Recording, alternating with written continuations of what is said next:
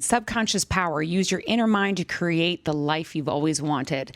I've also learned, and I'm still, of course, a work in progress, but to try and use any judgments as signposts to what I need to work on.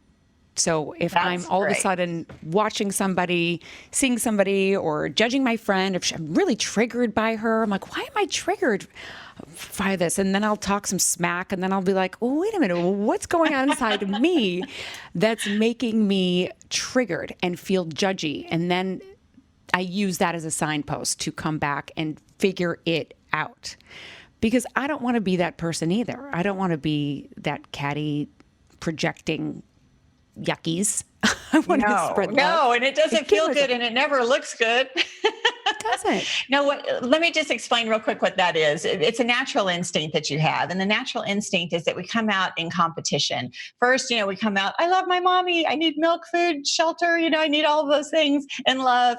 But then we start to compete for it. We start to compete for the food and compete for the man and compete for this and that. And so what happens is that judgment starts to, one funny thing about the mind is that we are a product of that which we compare to.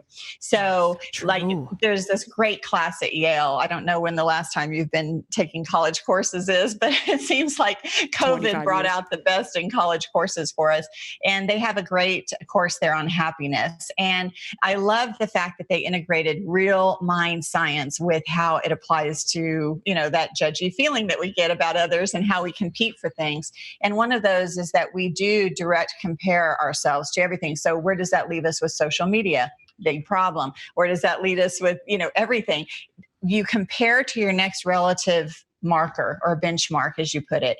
And so whether that is, someone that's maybe in better shape or whatever, financially, emotionally, physically, whatever, it doesn't matter. But we do draw that comparison, and that's how we form that figure of ourselves. All of a sudden, we take a mass approach to our body by looking at that thing that we compare. So you can imagine the trouble that young gals are in and young men that are looking, so much at these images and, of course, face app and all of that doesn't help. Of course.